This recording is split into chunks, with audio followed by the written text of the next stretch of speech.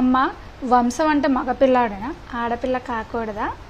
ఆడపిల్ల మగపిల్లాడని పక్కన పెడితే అసలు మనం పిల్లల్ని ఎందుకు కనాలి? వీళ్ళ వల్ల వంశం ఎలా నిలబడుతుందో మనం తెలుసుకోవాలి. ఇక్కడ వంశం అనగా ఆచారాలు, సాంప్రదాయాలు, ధర్మం, సంస్కారం, తేజస్సు, వృత్తి విద్య అని చాలా రకాలు ఉన్నాయి. ఇవన్నీ తర్వాత తరాలకు అందజేయడమే మన కర్తవ్యం కాబట్టి పిల్లల్ని కనమన్నారు. అందులో ఆడపిల్ల అయినా మగపిల్లవాడని ధర్మాన్ని స్థాపించవచ్చు. అలా అనుకుంటే మనం అందరం వైవస్వత మను పిల్లలమే, ఆ సప్తఋషుల గోత్రాలే మనం. సో కలియుగం చివరిదాకా వాళ్ళకి సంబంధించిన వాళ్ళు ఎక్కడో ఒకసారి బ్రతికే ఉంటారు. మనం ఎక్కడో పోయామని, మనకు మగపిల్లలు లేడని, మనదేదో పెద్ద సూర్యవంశం చంద్రవంశం అని అదేదో నాశనం అయిపోతుందని ఫీల్ అవ్వక్కర్లేదు. మీ కోడల్ని కొడుకుల్ని టార్చర్ కూడా పెట్టక్కర్లేదు.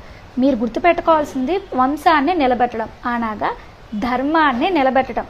ఆస్తులు కాదు ఇవ్వాల్సింది, సంస్కారము, జ్ఞానము ఇవ్వడం. అర్థమయ్యిందా?